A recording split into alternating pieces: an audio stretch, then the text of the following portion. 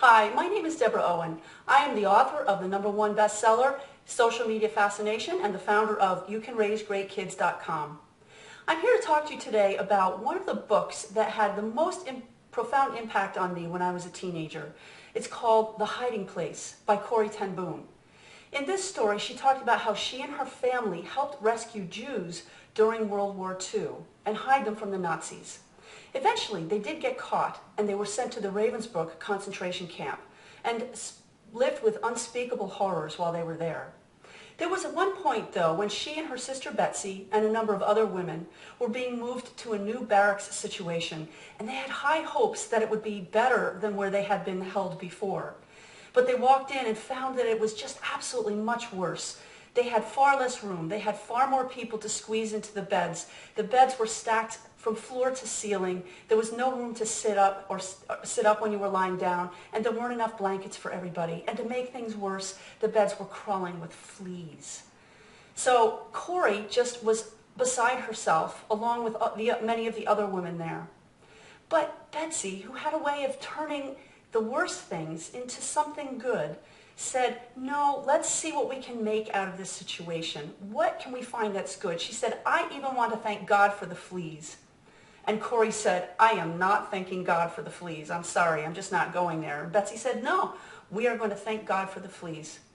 And through time, Betsy read uplifting spiritual words to all of the women who were housed there, and they never from a smuggled Bible, and they never had any guards walk in on them. Much later, they found out the reason that they were able to have as much freedom in this barracks situation as they were able to have was because of the fleas. And the fleas were the things that the guards refused to deal with, and they would not walk into those barracks. Because of that, they were able to share uplifting words, and the scratching and the cat fighting and the sense of it's all me and all about me that the prisoners had arrived with began to change, and they ended up taking care of each other better.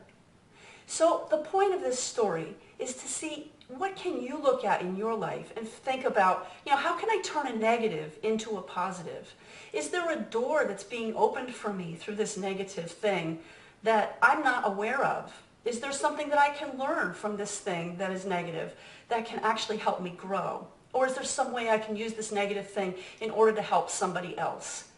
So it's not easy to turn difficult things into positive things, but as we're talking about gratitude today and having a mindset of gratitude, I encourage you to see what can you find in the difficult things that will lift you up, and be grateful for all things in all circumstances.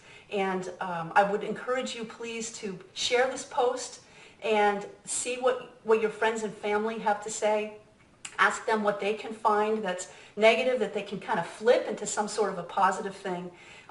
Turn a liability into an asset, basically. And I thank you for being here today, and please share this post and come back soon.